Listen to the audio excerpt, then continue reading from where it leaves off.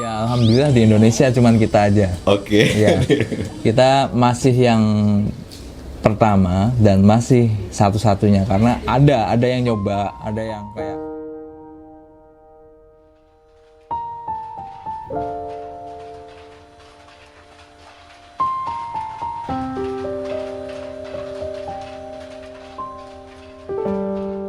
kenapa harus ATBM? Karena saya ngerasa kayak sekarang itu pelaku usaha atau penenunnya sekalian di Pekalongan ini sudah berkurang hingga kurang dari 10% kalau dibandingkan dengan jumlah penenun di Pekalongan pada tahun-tahun 70-an sampai 90-an awal.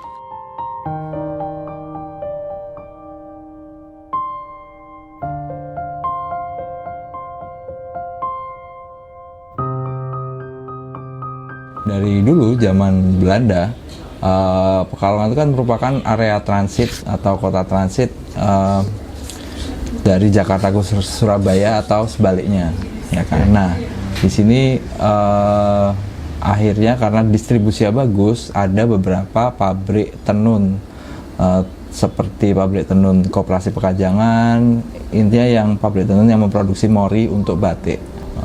Jadi kalau mesin-mesin besar, apalagi yang mesin-mesin yang kuno itu, kalau benang-benang sisa tinggal sedikit udah nggak bisa diproses lagi. Makanya banyak sekali orang-orang di Pekalongan yang memproses benang-benang itu untuk ditenun menggunakan alat tenun bukan mesin. Nah, dari situlah kulturnya tumbuh.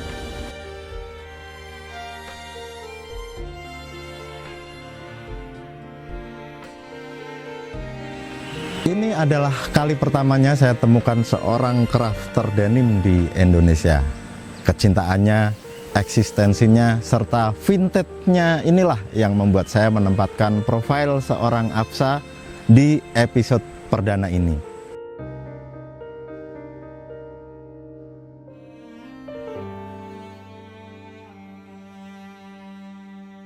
Nah, ini kebetulan yang sedang dicuci adalah kain tenunnya di sini, benangnya dari Tuban, kapas Tuban. Jadi Indonesia tuh punya varietas kapas yang bisa kita manfaatkan untuk jadi benang. Nah, ditanamnya di Tuban, dipanen di Tuban, terus dipintal sama ibu-ibu di Tuban. Nah, baru kita ambil ke sini untuk ditenun. Nah, kita tuh sangat menyayangkan kultur ini nggak lagi jalan di Pekalongan. Jadi kita berinisiatif untuk meregenerasi pengrajin tenunnya dan nggak usah jauh-jauh deh, nggak usah pakai motif asli Pekalongan, jelamprang atau motif apa. Kita yang penting kulturnya aja dulu kita selamatkan, karena alat tenun ini, warisan leluhur kita ini bisa banget bikin kain-kain tenun yang kadang di luar nalar. Benar-benar kain denim, kain herringbone, kain kanvas, dan penggunaannya bisa untuk kegunaan sehari-hari. Dan itu salah satunya. Kita memproduksi kain yang bisa dipakai setiap hari untuk menunjang lifestyle atau bahkan untuk desainer-desainer. Jadi kerjaan untuk para penenun ini nggak habis. Yang kedua, setelah kita survei, ternyata UUD, ujung-ujungnya duit. Jadi upah para pengrajin ini benar-benar di bawah UMK Pekalongan, dan itu sangat menyedihkan sekali sih. Tipe-tipe juragan kalau kita menyebutnya ya, tipe juragan itu pekerja di press rendah-rendahnya, juragannya untungnya sebanyak-banyaknya. Nah, itu yang kita harus cut di mulai generasi kita sekarang ini, karena kalau nggak ada mereka kita juga nggak hidup kok, ya kan. Nah, kita menganggap pekerja-pekerja di sini ini keluarga. Dan kita menetapkan standar minimal harus UMK Pekalongan. Nah, walaupun kebanyakan pekerjanya ini kalau penenun itu borongan per meter ya, tapi alhamdulillah setelah kita survei juga per meternya di sini untuk kain katun kita masih yang tertinggi. Bukan buat sombong-sombongan, tapi untuk menjaga kualitas. Semua ada aturannya kan. Lembur ini bayarannya 1,5 kali lipat kalau malam, kalau di hari kerja biasa, dan lembur kalau di hari libur 2 kali lipat. Terus kapan dapat uang makan dan lain-lain itu semua kita atur. Jadi sedemikian rupa kita menghargai para pekerja atau para pengrajin tenun ini seperti keluarga sendiri. Jadi mereka juga ikut merasa memiliki dan ikut merasa jadi bagian dari pergerakan melestarikan culture tenun ini. Seperti itu. Dan sebenarnya kalau ada jawaban lain dari pertanyaan kenapa tenun, karena kalau ini subjektif sekali, karena dulu kakek saya zaman agresi militer Belanda itu Belanda mengadakan sayembara untuk pemuda di seluruh Pekalongan untuk bikin sesuatu, bikin karya, dan kakek saya ini bikin handuk letter, handuk yang bisa langsung keluar hurufnya, itu pakai alat tenun bukan mesin, tanpa bantuan mesin apapun. Sementara di Eropa sana yang orang-orang Belanda tahu itu membuat handuk tersebut harus menggunakan mesin jacquard namanya untuk otomatisasi. Nah, singkat cerita kakek saya menang sayembara itu, juara 1. Lalu sebagai hadiahnya kakek saya di kursuskan atau disekolahkan keliling dunia seperti ke US, ke Netherlands, ke Prancis, ke Italia, Jepang dan lain-lain. Sampai kakek saya bisa menguasai 7 bahasa. Pulang-pulang ke Pekalongan ini udah dapat koneksi banyak dan banyak orderan. Lalu kakek saya memberi pelatihan-pelatihan di beberapa desa di Pekalongan. Semakin banyak orang yang ikut, semakin senang kakek saya. Dan itu juga yang menjadi semangat. Itu kan zaman dulu kakek saya selalu di dalam hati itu selalu berdialog sama diri sendiri. Kalau kakekmu hidup di zaman sekarang, kira-kira hal gila apa yang akan dilakukan? Seperti itu. Jadi saya, ya ini hal gila yang saya lakukan adalah merintis usaha dari tahun 2012 dengan modal dengkul.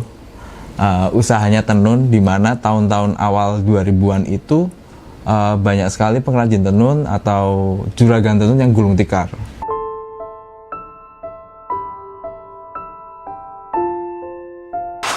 Nah, proses tenun ini nggak serta-merta simple orang tinggal tenun doang. Jadi dari sebelum tenun itu ada namanya proses persiapan petenunan, yang mana itu dari penggulungan benang, pewarnaan. Kadang kalau nggak diwarna, memang bikinnya kain putih polos, kita langsung ke penghanian atau warping, itu untuk menentukan jumlah benang dari kiri ke kanan yang mau ditenun. Sebagai contoh misalkan 2.500 benang atau 4.000 benang, itu ngesetnya di proses awal ada di sini. Kemudian satu roll ini mau tarikan 100 meter, 50 meter atau bahkan 200 meter itu di set di awal. Kemudian proses selanjutnya adalah setelah tadi penghanian, kita ada namanya proses pencucukan. Nah, ini proses nyucuk, ini proses memasukkan benang tadi yang ribuan tadi satu persatu ke lubang gun namanya. Fungsinya untuk menentukan anyamannya, apakah kita mau membuat jeans, kanvas atau kain yang lain. Ini di sini ngesetnya. Kemudian inilah proses tenunnya.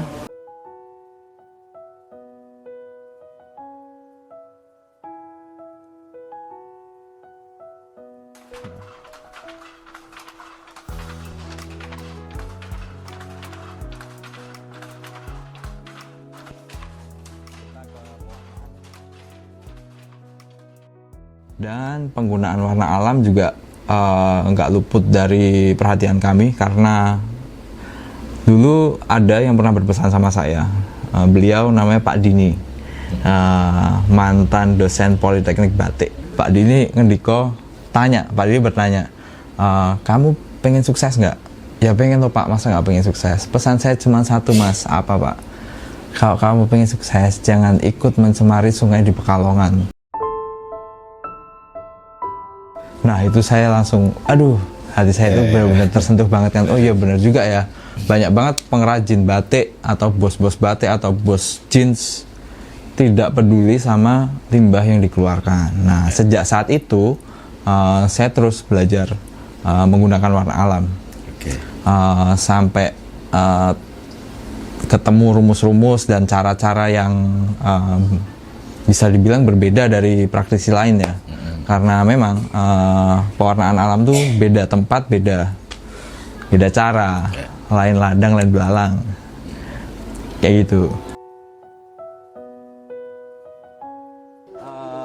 Tempat pewarnaan, jadi kita melakukan 2 jenis pewarnaan kain sama pewarnaan benang.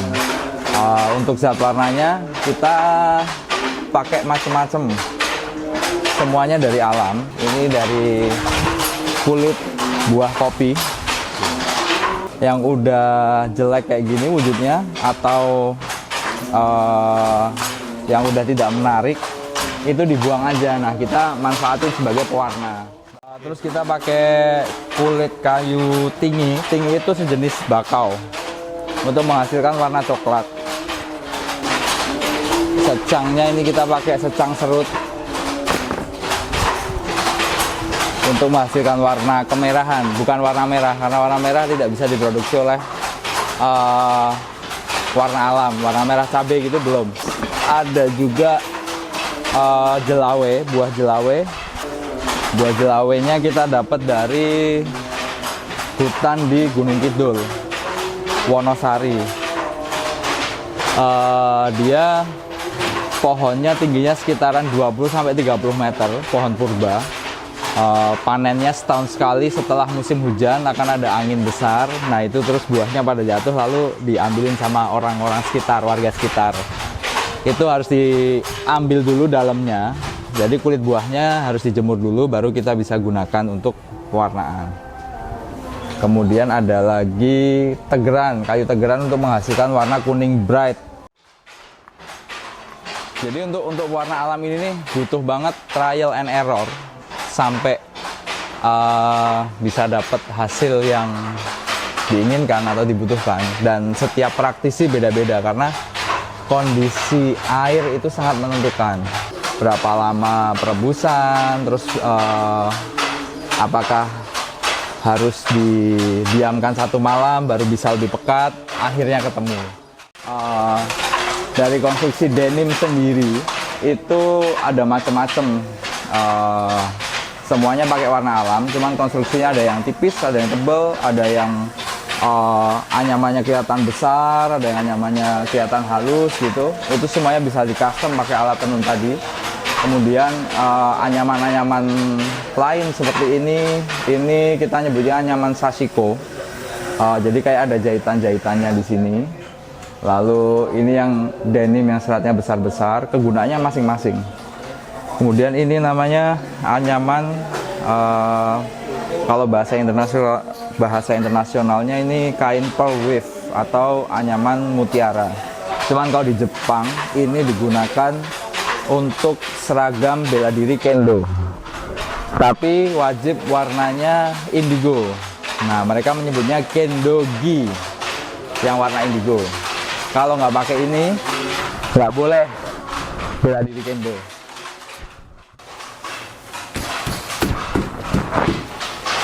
Nah, kalau ini alat tenun kecil yang kita bawa-bawa untuk pameran. Jadi orang-orang yang belum pernah atau pengen ngerasain menenun kain bisa nyoba. Alat tenun ini namanya ATBM, alat tenun bukan mesin. Tapi kita punya singkatan sendiri, punya kepanjangan sendiri. ATBM itu alat tenun bukan main.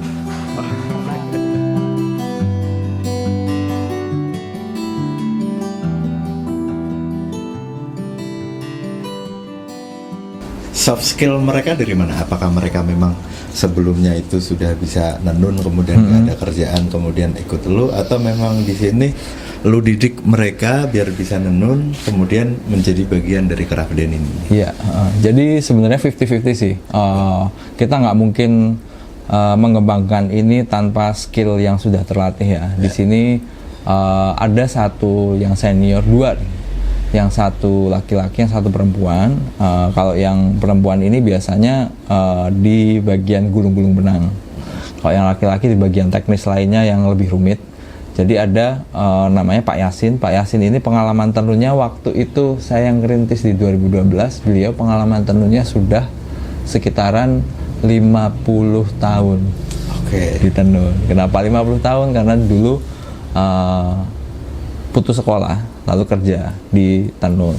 Nah, ini Pak Yasin ini diharapkan untuk ngajarin atau mengarahkan pengrajin-pengrajin muda tenun yang lainnya. Dan sebagian pengrajin tenun yang muda-muda ini memang sudah pernah menenun. Kalau cuman filternya cuman yang sudah pernah menenun itu banyak di Pekalongan. Tapi yang sudah menenun dan mau mengerjakan dengan hati-hati, yang mau menuruti peraturan itu sedikit banget. Jadi pasti saya kalau misalkan kita membutuhkan pekerja, kita adakan semacam audisi. Jadi orangnya datang dulu, nyoba tenun, karena teknis itu selalu beda. Jadi di alat tenun ini kita bisa nyetel supaya kain yang ditenun ini cepat. Karena bayarannya per meter, bisa aja orang ini satu hari dapat 20 meter. Tapi kualitasnya jelek. Dia bisa cepat karena tenunannya nggak rapet, jarang-jarang, atau hasilnya cepat, hasilnya banyak. Nah, beda sama orang penenun yang kalau kita kasih tahu, Mas, penenunnya nggak usah buru-buru.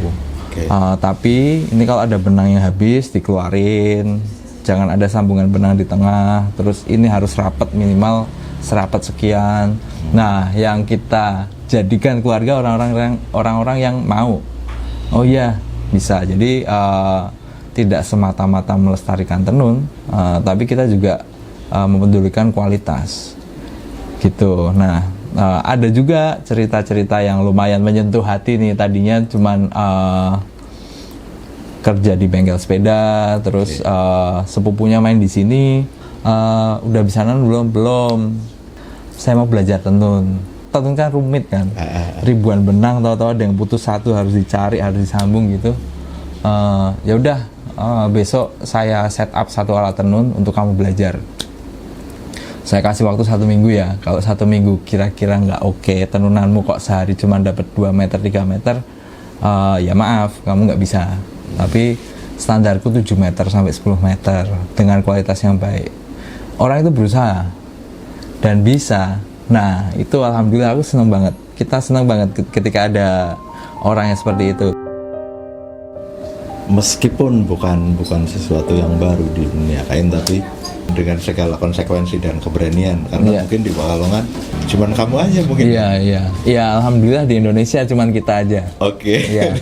Kita masih yang pertama dan masih satu-satunya, karena ada yang nyoba, ada yang kayak sementara kain denim ini banyak sekali macamnya kan. Nah, ya alhamdulillah masih kita yang leading di sini. Cuman saya tidak mempedulikan yang satu-satunya atau yang pertama. Dasar teori atau pengetahuan teori itu penting. Tekstil itu seperti matematika. Semuanya bisa dihitung, kerapatan kain, benang dan lain-lain. Termasuk tegangan benang, itu sangat penting sekali. Menenun jeans ini lebih berat konsekuensinya. Jeans itu kan buat dipakai sebagai celana. Jadi kalau tenunannya kurang kencang, dia pasti sobek di jahitan-jahitan, terutama di samping paha atau di bagian belakang.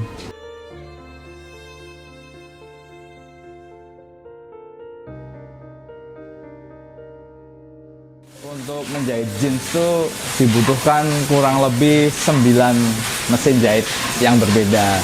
Dari ini mesin lubang kancing, ini mesin pasang kancing, kemudian ada mesin bartek, mesin obras, terus mesin single needle yang untuk kain tipis, terus single needle yang untuk kain tebal, karena kebetulan di sini kita ada beberapa jenis, kadang ada yang tipis, ada yang tebal. Kemudian ada mesin waistband atau mesin ban, terus mesin tali atau belt loop untuk masukin sabuk dan lain-lain.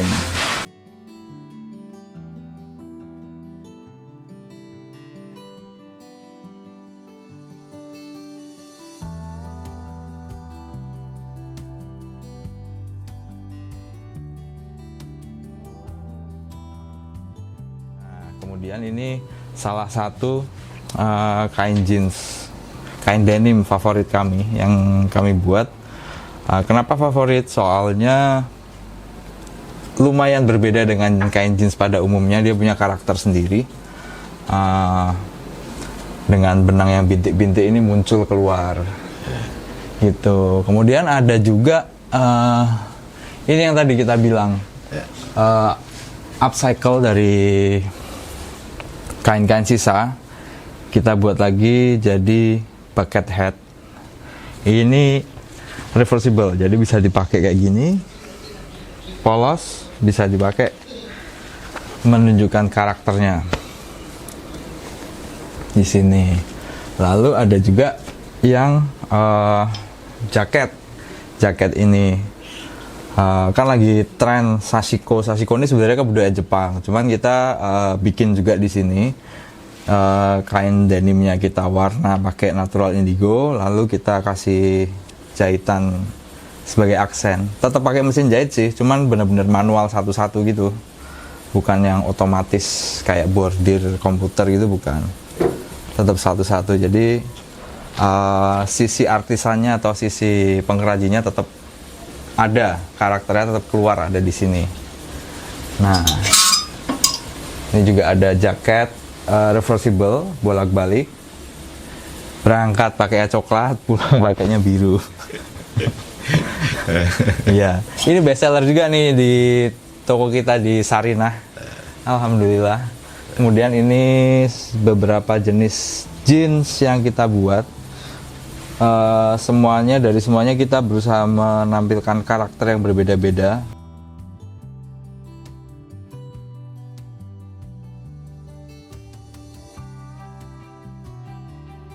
Yang ini untuk line wanita, kita namain Saka Asta. Sebenarnya dari bahasa Jawa juga Soko Asto, dari tangan artinya. Nah, ini jadi termasuk sebuah pengembangan atau inovasi dari kita.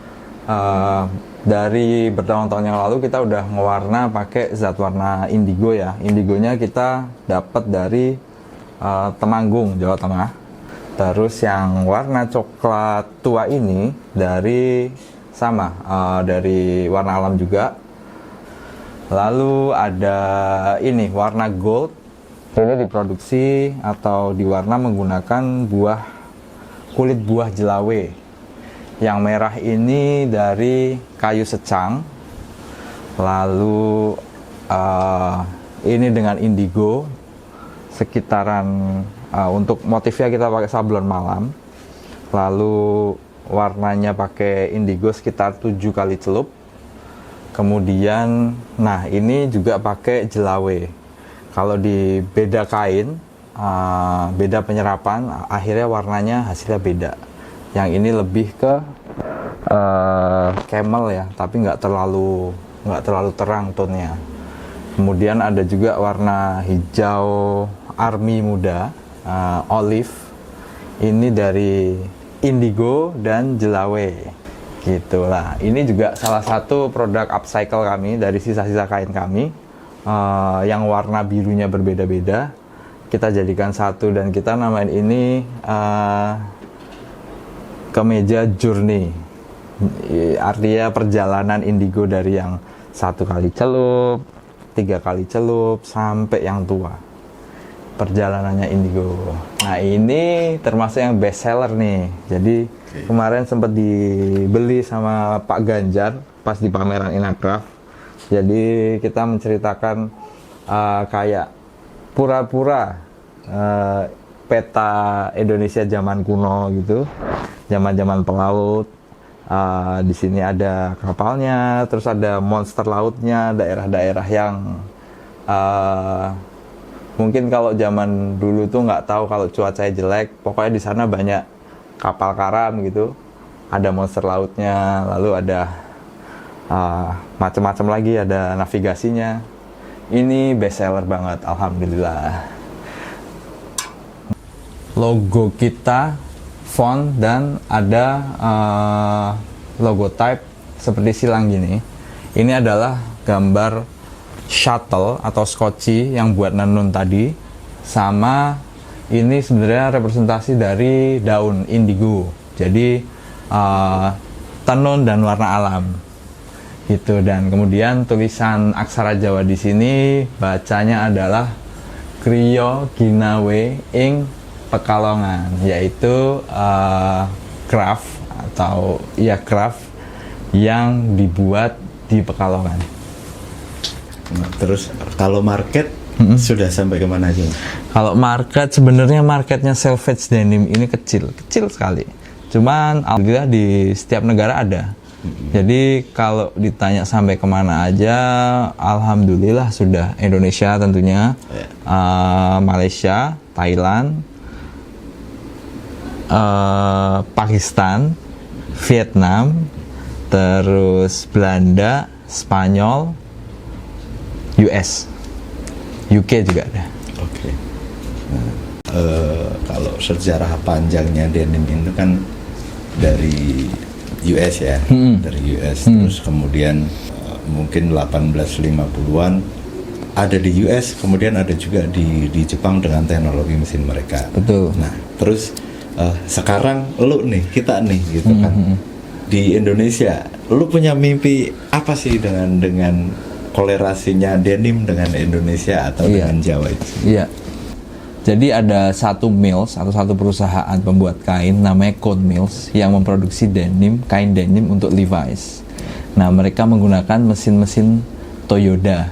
Toyoda ini perusahaan dari Jepang yang memproduksi mesin tenun yang sekarang berganti nama menjadi Toyota, produksi mobil. Nah, ini pada saat ada mesin-mesin modern dengan efisiensinya 9-10 kali lipat per hari dan bisa memproduksi kain yang lebar. Ini mesin-mesin Toyoda ini dicampakkan sama mills tersebut. Bahkan pada saat itu sampai mau dibuang-buangin ke laut. Tapi ketika orang Jepang tahu, jangan, dah kita beli aja. Atau bahkan gratisan, nggak apa-apa, yang bayar ongkos kirimnya saya daripada dibuang. Dibawalah pulang ke Jepang, karena Jepang kan juga akhirnya ada kebudayaan namanya Japan Amerika. Pokoknya akulturasi antara kebudayaan Jepang dan kebudayaan Amerika. Nah, mesin-mesin Toyoda tadi bisa memproduksi kain selvedge dengan baik. Lebarnya cuma 80 sentian, tapi dia bisa bikin kain yang durable, yang kuat sekali, dengan hasil tenunan yang benar-benar rapat padat. Mesin modern yang kecepatannya 10 kali lipat itu tidak bisa memproduksi yang ini, dan akhirnya digoreng lah nih sama orang-orang Jepang. Digoreng mereka karena Jepang ini memang kualitasnya dikenal paling baik ya, sampai-sampai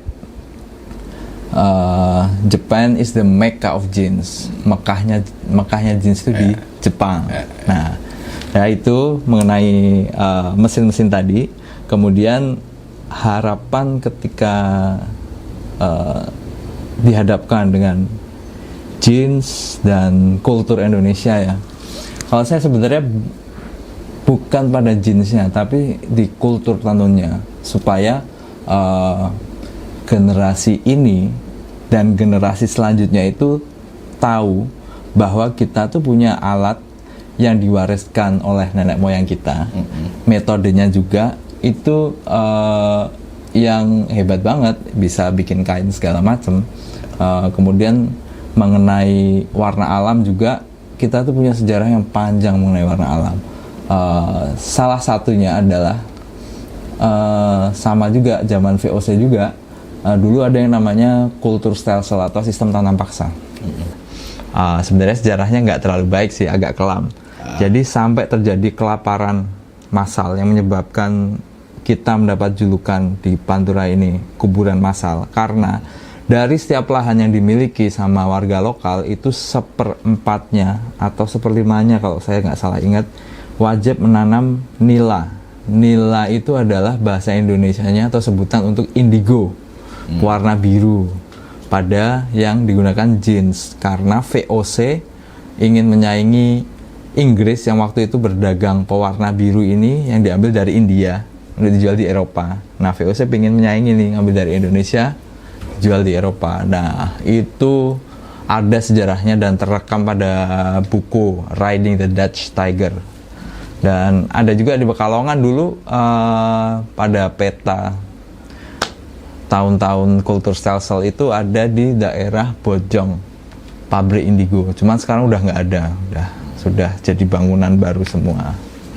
Harapannya yaitu generasi ini dan generasi selanjutnya menyadari bahwa kita ini mempunyai kekayaan yang berupa culture, tenun, dan warna alam.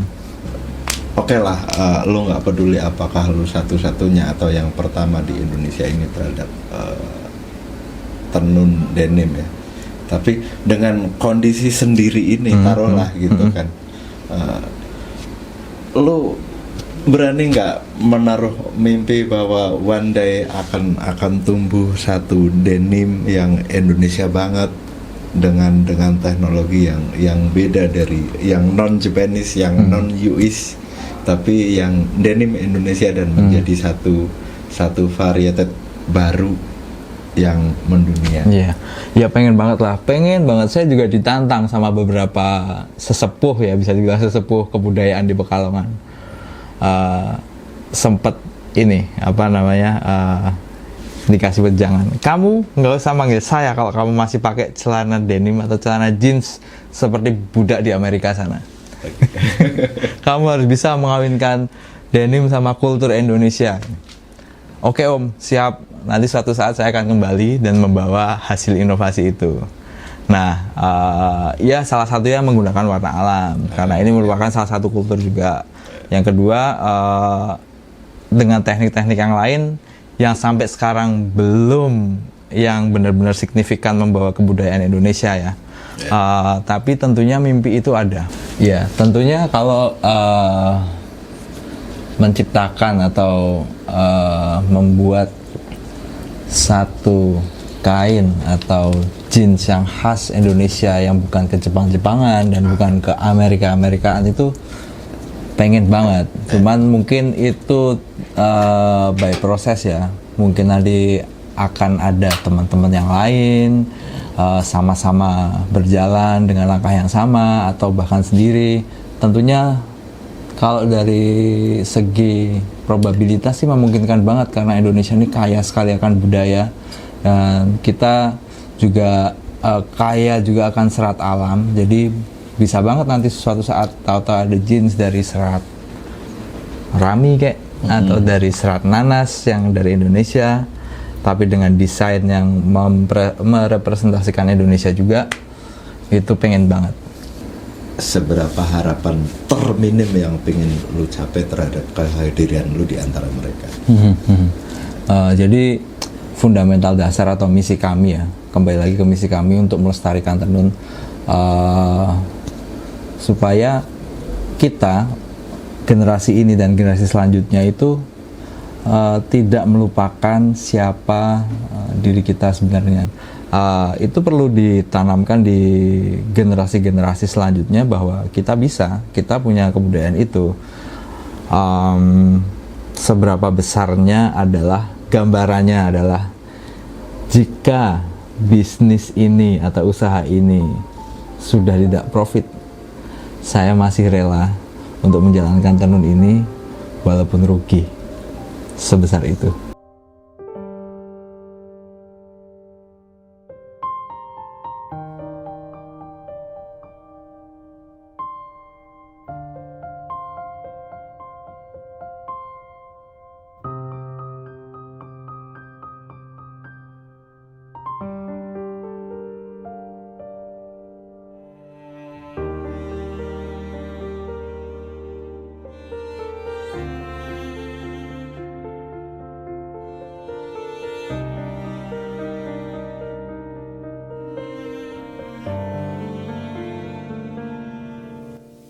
Mungkin perjalanan seorang Afsa masih sangat panjang untuk mewujudkan mimpi besarnya. Tapi saya sangat respect dengan itu, dan channel ini saya buat adalah sebagai cara saya untuk mengapresiasi orang-orang yang menurut saya patut saya tiru, menurut saya patut saya jadikan sebagai sumber inspirasi. Thanks for watching.